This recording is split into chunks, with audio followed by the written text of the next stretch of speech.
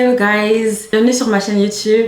J'ai créé cette chaîne YouTube pour qu'on puisse grandir ensemble, s'édifier, s'exhorter. Et aujourd'hui le programme c'est Bible Study.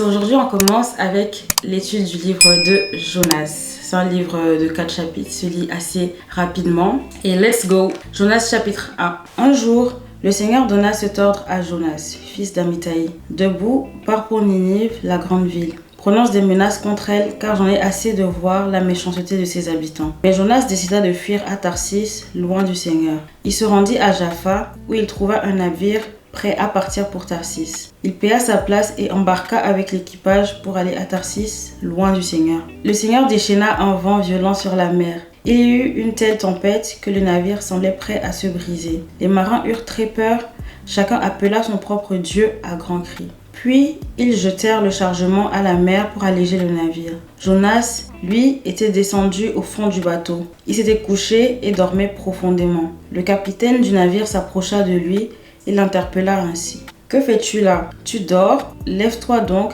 appelle ton Dieu au secours. Il se souciera peut-être de nous, lui, et ne nous laissera pas mourir. » Les marins se dirent entre eux, « Tirons au sort pour connaître le responsable du malheur qui nous arrive. » Ils tirèrent au sort et le sort tomba sur Jonas. Ils lui dirent alors, « Tu es responsable de notre malheur. Explique-nous donc ce que tu fais ici. D'où es-tu? De quel pays? De quel peuple ?» Jonas leur dit, « Je suis hébreu et j'adore le Seigneur, le Dieu qui est au ciel et qui a créé les mers et les continents. » Puis il leur raconta son histoire. Les marins furent saisis d'une grande crainte en apprenant qu'ils s'enfuyaient loin du Seigneur. « Pourquoi as-tu agi ainsi ?» lui demandèrent-ils. « Que devons-nous faire de toi pour que la mer s'apaise autour de nous ?» La mer était en effet de plus en plus démontée. Il leur répondit, « Prenez-moi, jetez-moi par-dessus bord et la mer s'apaisera. Je le reconnais, c'est par ma faute que vous subissez cette grande tempête. » Les marins se mirent à ramer pour essayer de gagner la terre ferme, mais ils ne réussirent pas, car la mer se déchaînait encore plus. Alors ils appelèrent le Seigneur au secours. « Ah Seigneur, ne nous laisse pas perdre la vie à cause de cet homme. Ne nous rends pas non plus responsables de la mort de quelqu'un qui ne nous a rien fait. Car c'est toi, Seigneur, qui as agi comme tu l'as voulu. » Puis ils prirent Jonas, le jetèrent par-dessus bord, et la tempête cessa de faire rage. Alors ils furent remplis de crainte à l'égard du Seigneur. Ils lui offrirent un sacrifice et lui firent des promesses solennelles. On vient de voir le chapitre 1. Et qu'est-ce qui se passe? Il y a quelqu'un qui s'appelle Jonas, c'est un prophète de Dieu. Dieu l'envoie prêcher dans une grande ville qui s'appelle Ninive. Et Jonas était en mode non, I'm not going, je vais pas. Et il a choisi de désobéir à Dieu. Et en fait, ce qu'on peut voir, c'est que son cœur, il n'était pas aligné avec le cœur de Dieu. Il avait choisi de désobéir à Dieu parce qu'il n'avait pas à cœur les intérêts de Dieu. Ce qui importait pour Dieu n'était pas ce qui lui importait lui. Et je trouve qu'il y a une similitude avec l'histoire qui s'est passée avec Pierre et Jésus. Et ça se trouve dans Marc 8, versets 32 à 35, je vous le lis. Ça dit, il leur annonçait cela très clairement. Alors Pierre le prit à part et se mit à lui faire des reproches. Mais Jésus se tourna, regarda ses disciples et reprit sévèrement Pierre. « Va-t'en loin de moi, Satan, dit-il, car tu ne penses pas comme Dieu, mais comme les êtres humains. » Puis Jésus appela la foule avec ses disciples et dit à tous, « Si quelqu'un veut venir avec moi, qu'il cesse de penser à lui-même, qu'il porte sa croix et me suive. En effet, celui qui veut sauver sa vie la perdra, mais celui qui perdra sa vie pour moi et pour la bonne nouvelle la sauvera. » En gros, ce qui se passait là, c'est que Jésus annonçait à ses disciples que il allait mourir, il allait souffrir. Et Pierre, il n'était pas content, il n'était pas d'accord avec ça, il était en mode non, faut pas que ça t'arrive et tout. Et Jésus savait que c'était pas la volonté de Dieu et il a repris Pierre. Et c'est de la même manière que si on veut vivre une vie qui plaise à Dieu, il faut d'abord qu'on renonce à nos propres ambitions, il faut qu'on renonce à nous-mêmes en fait, pour pouvoir suivre Dieu d'une manière qui lui plaise. Et l'autre point qu'on peut relever, c'est que la désobéissance de Jonas a mis en danger d'autres personnes. C'était d'abord les marins qui étaient dans le bateau avec lui, même s'ils n'en avaient pas d'abord conscience. Et aussi, de manière indirecte, c'était les personnes de Ninive que Dieu prévoyait de détruire. Et les marins, ils avaient rien demandé, ils étaient là, ils faisaient leur journée. Et Jonas, il ne s'en souciait même pas. La Bible dit que quand la tempête s'est mise à se déchaîner, Jonas, il allait au fond du bateau pour aller dormir. Il n'en avait rien à faire. Mais de la même manière, quand Dieu nous demande de faire quelque chose et qu'on se met à tarder, qu'on décide juste de désobéir, en fait, il y a d'autres personnes qui en sont pénalisées, qu'on soit conscient ou non. Et je trouve que c'est un peu égoïste de choisir nous au-delà de ce que Dieu veut.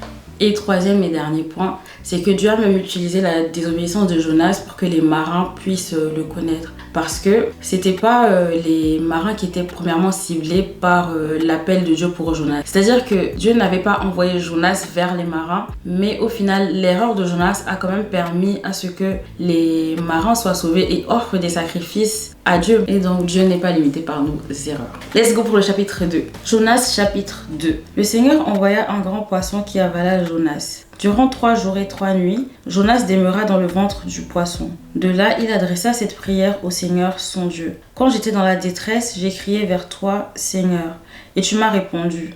Du gouffre de la mort, j'ai appelé au secours et tu m'as entendu. Tu m'avais jeté dans la mer au plus profond de l'eau. Les flots m'encerclaient, tu faisais déferler sur moi vague après vague. Déjà je me disais, me voilà chassé loin de toi Seigneur. Pourtant j'aimerais revoir ton saint temple. L'eau m'arrivait à la gorge, la mer me submergeait. Des algues s'enroulaient autour de ma tête. J'étais descendu à la base des montagnes. Le monde des morts fermait pour toujours ses verrous sur moi. Mais toi, Seigneur, mon Dieu, tu m'as fait remonter vivant du gouffre. Au moment où la vie me quittait, j'ai pensé à toi, Seigneur, et ma prière est parvenue jusqu'à toi, à ton saint temple. Ceux qui rendent un culte au faux Dieu perdent toute chance de salut. Mais moi, je chanterai ma reconnaissance.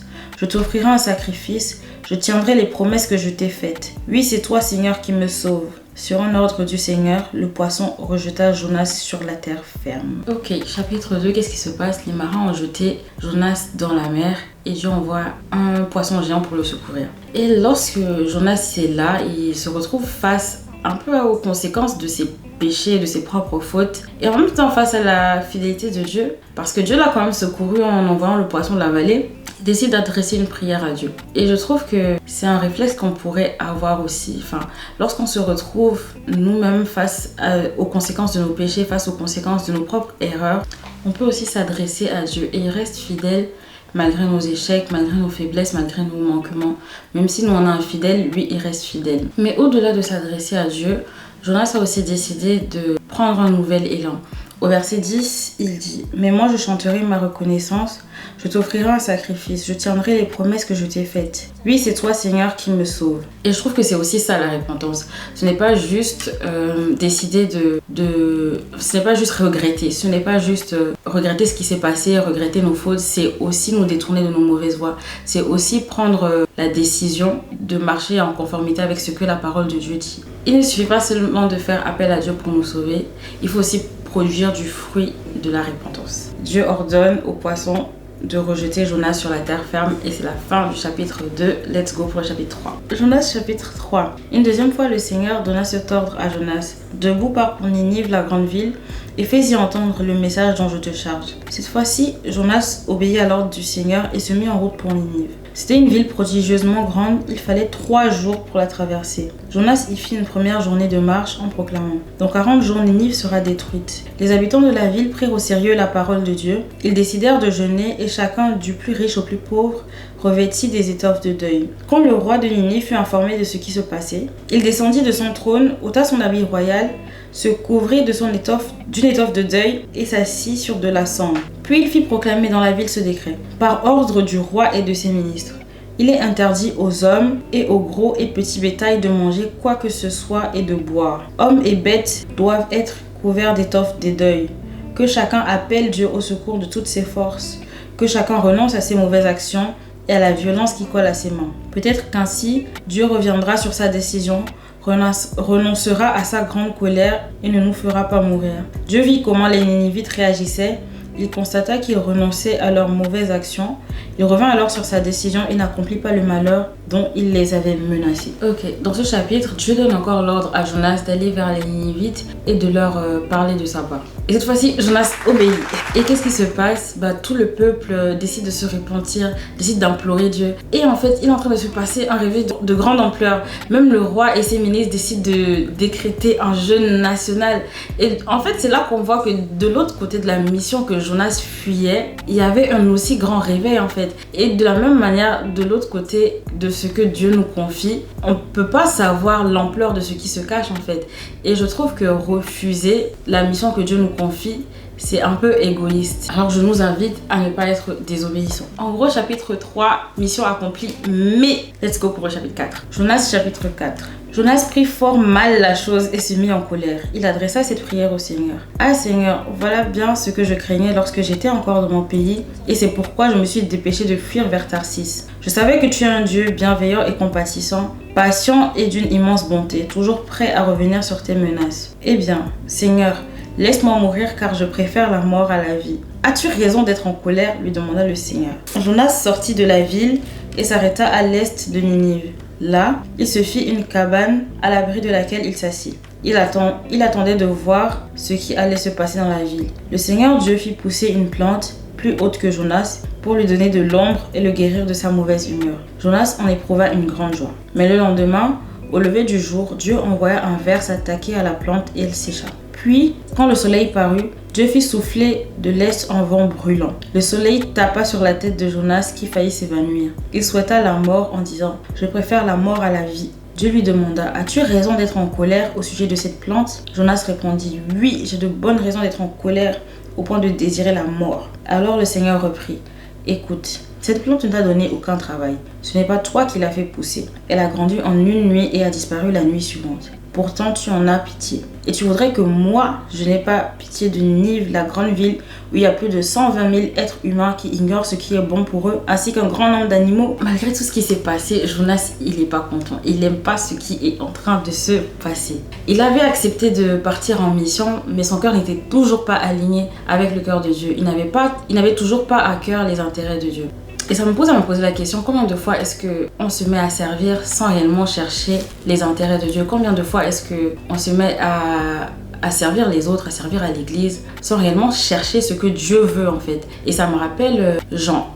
La Bible dit que Jean se couchait sur la poitrine de Jésus. Et je me dis que c'est la posture que nous, en tant que chrétiens, aujourd'hui, on devrait avoir. On devrait se mettre dans une position aussi proche de Jésus qu'on entendrait son cœur battre. En fait, on saurait ce pourquoi son cœur bat. On saurait ce qui est important pour lui. Et au verset 2, il adressa cette prière au Seigneur. « Ah Seigneur, voilà bien ce que je craignais lorsque j'étais encore dans mon pays et c'est pourquoi je me suis dépêché de fuir vers Tarsis. Je savais que tu es un Dieu bienveillant et compatissant, patient et d'une immense bonté, toujours prêt à revenir sur tes menaces. » Et en gros là, Jonas il s'est mis à reprocher à Dieu sa bonté et sa fidélité, alors que c'est cette même bonté et fidélité qu'il avait sauvé quand il était au fond de la mer et qu'il était prêt à mourir. Et je trouve que c'est parfois le même accueil qu'on fait aux personnes quand ils viennent ou reviennent à Dieu. Et c'est la même chose que le frère du fils prodigue a fait. Quand le fils prodigue est revenu à la maison, son père l'a accueilli les bras grands ouverts et le frère était en mode non, qu'est-ce qui se passe, moi j'étais là depuis, vous avez pas fait ça. Alors que son cœur était toujours, et là aussi son cœur était toujours pas aligné avec le cœur du Père, le cœur de Dieu. Et le cœur de Jonas était toujours pas aligné avec le cœur de Dieu.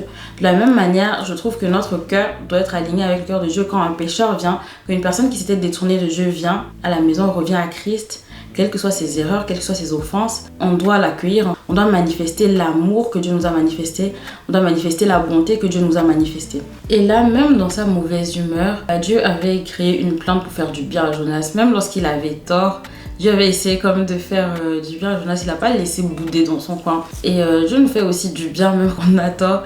Et je trouve que c'est bien qu'on se remette en question, un peu comme Jonas, qu'on se remette en question lorsqu'on est dans une situation, de sorte à pouvoir comprendre ce que Dieu veut nous enseigner. C'est tout pour moi, c'est tout pour ce chapitre 4 et c'est tout pour cette étude du livre de Jonas. À très vite, bisous, bye.